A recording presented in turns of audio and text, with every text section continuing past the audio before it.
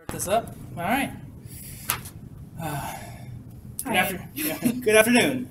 Hey, Hi, Andy. Jenna. So I'm Andrew King with Friday Rounds, and this is our first interview with Jenna Schabdach. Is that correct? That's correct, yes. All right, excellent. So as this first interview, like I've said, we're going to generally focus around three topic areas, starting with this first question. What drives you to show up at work every day? So the work that I'm doing is motion correction in resting state functional MRI images, which are commonly used for evaluating someone's neurodevelopmental status and seeing what the underlying networks are in their brain. And this work that I'm doing is really important for other work my lab is doing with neonates and fetuses and determining the connection between brain development and heart disease. Okay, so I wanted to slow you down a little bit. Okay. It's a lot to take in there. I'm a little bit familiar with research, so I know where it's going. But just if you could boil that down to a very short description or concrete description, what is it that you're doing? All right, so Or what's the problem? the problem is that people move when you take pictures of them. And that means pictures with cameras or pictures with medical imaging machines. So I'm picturing like the MRI machine that you slide back into. Is that correct? Yeah, the big donut-looking thing. Mm-hmm. And then, so you want to correct the images to cancel out any of the motion going on, right? Right, because you can't tell a baby to stay still. They can't understand what that even means, let alone actually do it. So you want to prevent the family from having to bring their kid back into the hospital, potentially a really sick child, because bringing them back in puts a lot of burden on the family to, first of all, be able to get to the hospital, but then have to go through the whole process of putting their child back into the MRI scanner, where they have literally no control, and they also have to wait even longer for a diagnosis of what's wrong with their child. So we want to try to avoid that if at all possible. Okay, you And have me that's where my convinced. work We have is. a problem here. That's where my work comes in. All right, well, now let's hear more about it. So that problem in and of itself is something that drives me to show up every day. Mm-hmm. Because no family wants to be put through that. The system that we have doesn't want to have to put families through that either. Now, for the babies who would usually go through imaging procedure, I would assume there was something wrong. Is there a condition that they're trying to diagnose? If this is the case? There can be a bunch of different conditions. The ones that my lab normally works with have to do with how the baby's brain has developed. So there are some cases where the baby's brain is very underdeveloped, so it'll show up a lot smaller on an MRI and it'll actually look abnormal. But you wouldn't know this without taking a picture. Mm-hmm. Right, excellent. So this is what's bringing you in the work each day. And have you experienced this firsthand, or just found this as a driving problem that is causing reduced quality of life in families? This is not something that I've experienced at all, thank goodness. When I was in high school, my brother got a concussion. And that was a really interesting evening. It was my youngest brother's birthday. I had a concert. My middle brother got a concussion at a lacrosse game. Mm-hmm. So he has no memory of the night. The rest of us do. And that was just kind of a taste of what some of these families go through. Mm-hmm. Yeah, I could imagine concussions have become way more frequently a concern than it would have been a couple decades ago. Oh, yeah. All right. No, excellent. That sounds very good. Do you have any? So I guess with that, I'd like to move on to the second question. Okay. All right. So what technologies excite you? This could be both within the medical field or outside. What are you looking forward to seeing? Well, so within the medical field, there's a lot of work that's been done recently with improving the medical imaging machines that we have. Mm-hmm. And there's a lot of new research that's coming out specifically on brain studies and looking at the different connections between the different areas of your brain, looking at different types of MRI images to find out new information. And I think that's fascinating. But outside the biomedical domain, I think the conversational user interfaces that are appearing are fascinating. I think there's a lot of application for those inside the medical domain. For instance, if you have a aging patient who needs to remember to take medication every day, you could set a reminder, and they would get that reminder. They would be able to talk to the device. They don't have to worry about navigating some complicated user interface on a phone or trying to fat finger buttons and whatnot.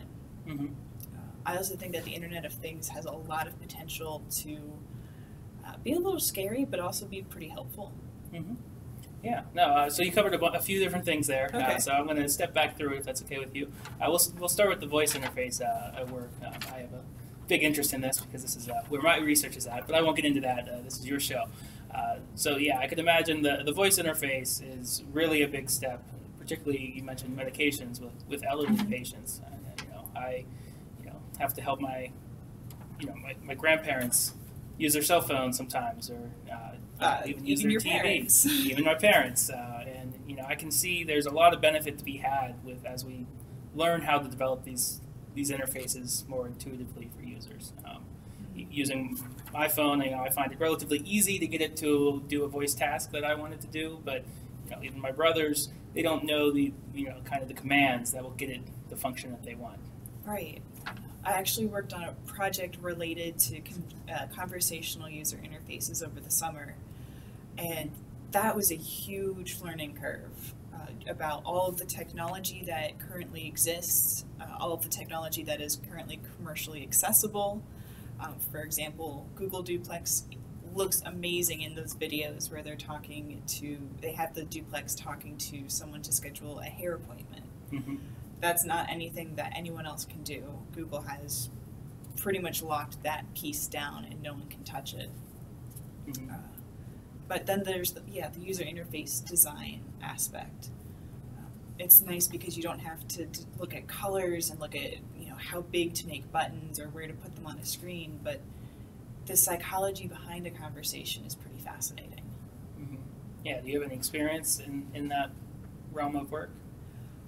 So I did an internship this past summer, and I was helping develop a demo application where we were going to try to help people fall asleep more easily. And we had to walk a really fine line with the type of personality our device had. So for example, the word okay. Depending on the voice that we use, that okay could come off as really bored or really sassy. And we didn't really want either of those two options for what we were doing. So this is the system itself talking back to the user? Okay, so it brought up really interesting commentaries about word choice and the pauses in a natural human conversation, and also the tone of voice. When you do a male voice versus a female voice, there's a lot of decisions in this area that are going to be really important to its future development, I think. Yeah, and so you said it was helping to sleep. So was it the idea was to calm people down? Does it relieve anxiety, perhaps, or? Yeah, it was supposed to be a sleep assistant. So it would calm you down, but it would also try to help you. Maybe it would walk you through a meditation. Maybe it would help you do a breathing exercise. Yeah, no, fascinating. It's really cool. Okay, very good. So now you also mentioned the next generation in imaging technologies. Right. So they are mostly MRI based. So MRIs use it's magnetic resonance imaging. Are we improving on that technology, or is there other? So my experience is primarily in MRI, magnetic resonance imaging. There's a lot of work that's being done in other areas too. For example, I believe there are a few companies trying to make a portable ultrasound wand that you could take it and plug it into your phone, which would be really helpful in areas with low income. If you have a Doctors Without Borders group come in, they can go through, they can give people scans, and all they need is this wand in their phone, which they're going to have with them anyway. For MRIs, there's a lot of work on the physics side of things into figuring out how to make the image acquisition process go faster and be more accurate. And machine learning is starting to become more of an interest for the physicists in that field, which is kind of interesting because we're in the biomedical informatics side. I never imagined that physicists would be interested in machine learning. Yeah, it's really surprising the overlaps that can come out of these fields. Obviously statistics has a big overlap with machine learning, but yeah, physics is, I guess, the general principles, I guess, scale. They do. I'm not 100% sure how, but I went to a conference this past year where there were a lot of talks along those lines. And it was interesting to just see how the physics community and the MR physics community is starting to embrace this new technology that they don't really seem to understand, but they want to learn about. Mm-hmm. Yeah, 'cause it's definitely a different domain, because it's, physics simulations are amazing because they can launch a spacecraft to get where it needs to be 15 years later, with tag along, swooping around other orbits and using itself to speed up. All of that is based on standard Newtonian calculations, where machine learning is a lot of estimating and guessing and learning from the data. So yeah, and it's a little different. It's a little weird to think about why you would want something so inaccurate to be reconstructing an MRI from the signals that the machine receives. Mm-hmm. But it sounds like they think they can get there. Oh, that's fascinating. So if that allows the image to be taken faster, does that reduce your needs? That would make my research obsolete. Which, hey, go for it. Mm-hmm. Okay, excellent. And usually things come down to meeting somewhere in the middle. So if the image is a little bit faster and you have some correction algorithms, then you can get much better quality results, right? Yeah, you get people answers faster. Okay, very good. So the last thing you mentioned in things exciting about technology, Internet of Things, also a big buzzword where you want to put sensors basically on everything and constantly be collecting data. This is starting to take off in some business applications, like Amazon's logistics could be, in one sense, they track everything going on, but I think do you have a kind of a use case in mind? Where do you want to see your sensors being implemented? So this is actually something I haven't brought up yet, but I think there could be some interesting applications in the mental health domain. So, for example, I have a Fitbit, and research has shown that exercise is good for your mental health. So if I don't get up and walk around every now and then, my Fitbit will buzz me. But if it knows that I'm someone who has a mental health challenge, maybe it would address that in a different manner. Mm-hmm. So instead of saying, hey, go get your 250 steps in, if I'm someone who maybe has anxiety, I would see that number 250 and say, oh my gosh, that's so many steps. How am I going to do this? And just avoid the problem entirely. Yeah. That's fascinating because that links back to your summer internship where you were thinking on how best to interface with people to help them relax and sleep. And it's important steps. So the connections there with having the sensors to know that this needs to be done. And then perhaps with other sensors you can find what the best time of day would be appropriate to prompt a user. Right. So, knowing what time the alarm on their phone is set to is going to help you say, yeah, okay, they're waking up at like 8:30 and their first meeting is at 9:30. Maybe telling them to go for a bike ride in the morning isn't a good idea. Mm-hmm. Yeah. Fascinating. Thanks. Yeah, no, I big fan of Internet Things and the future to come. Oh, yeah. It's, everything from a restaurant could keep track of where all of their forks are throughout the night. That might not seem useful, but the amount of forks that end up in the trash at restaurants is, especially like a Panera Bread, where users clear the table, I guess customers. We can call them users. Users.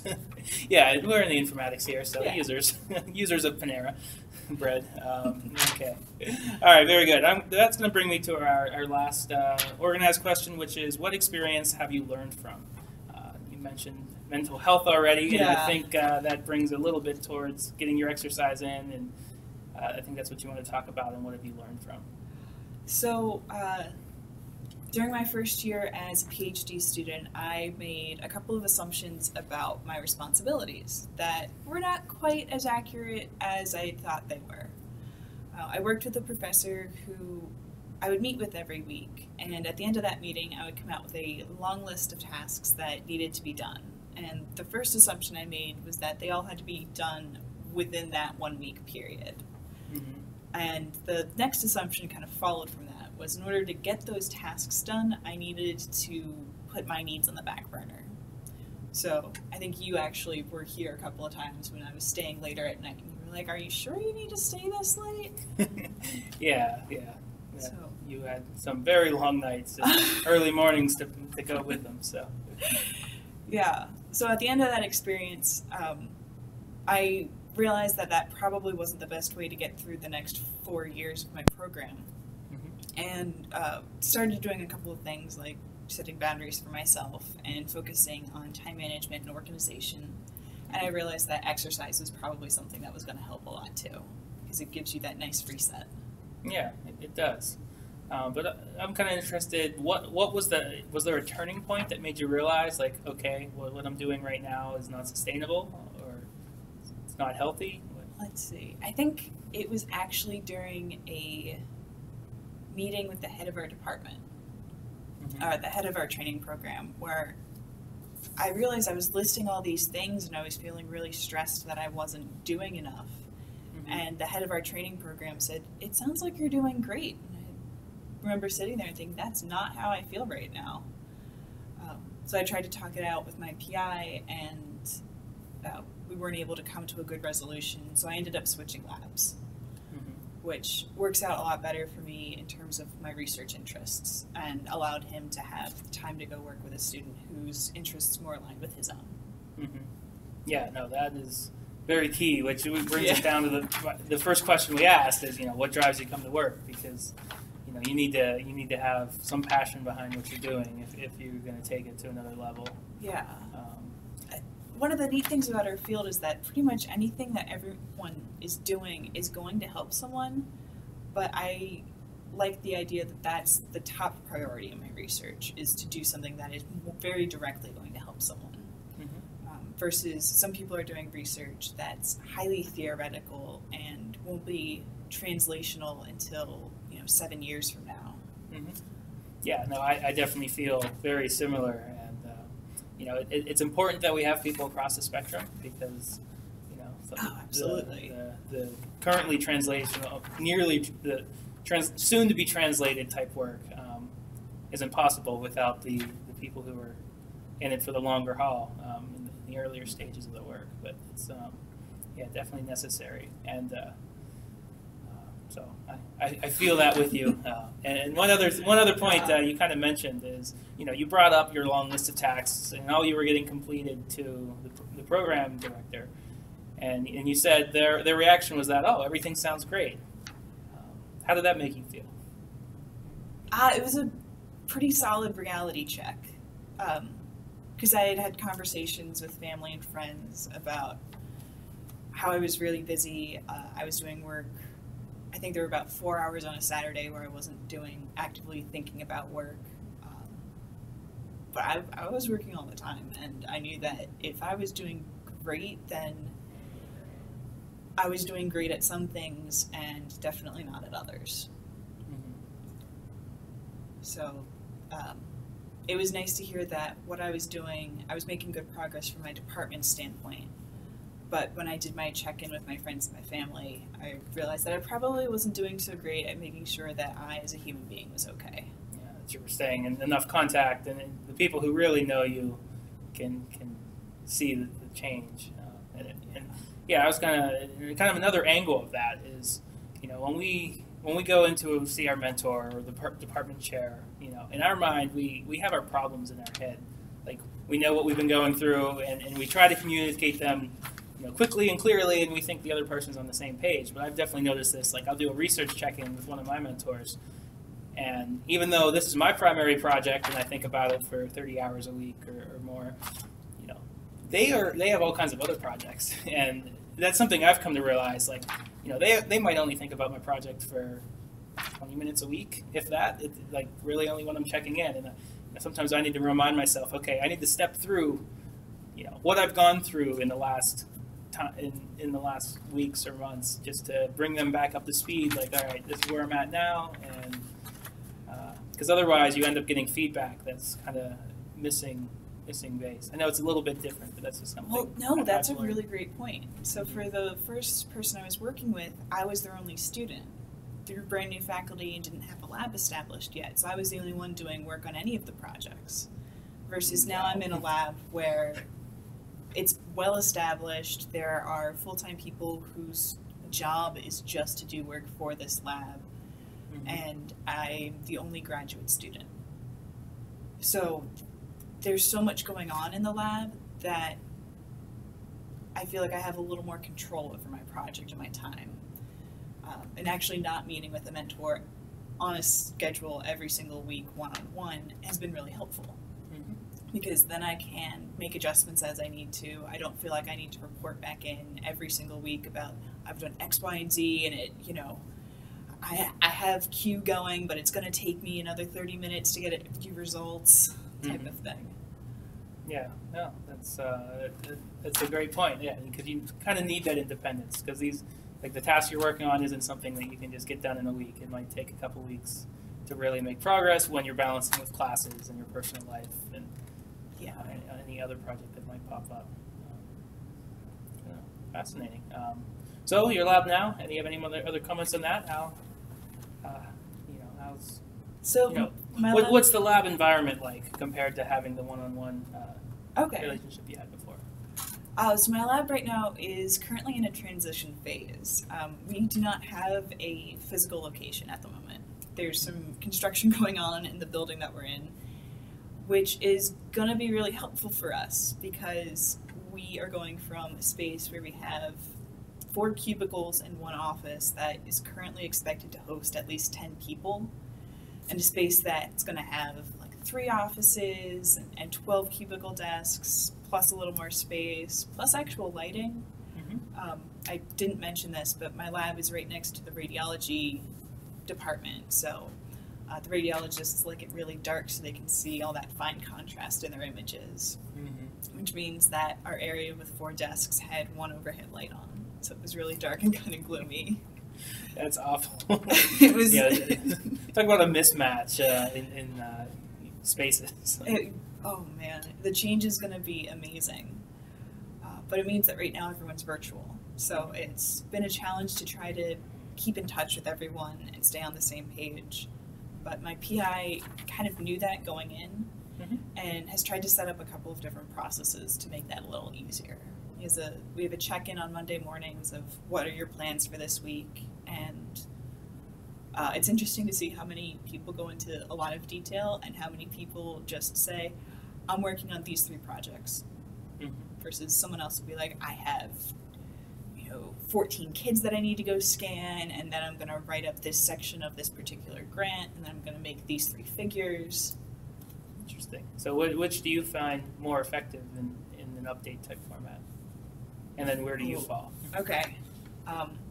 Well, where do I fall? I usually forget to respond.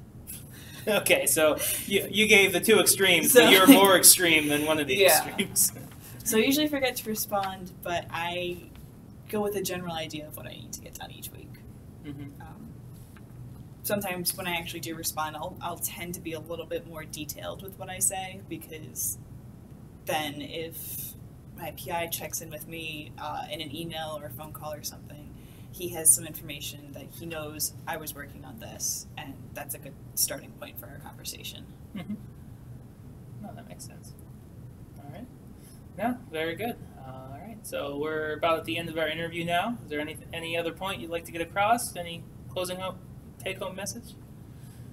I guess just communication and being organized is really underrated.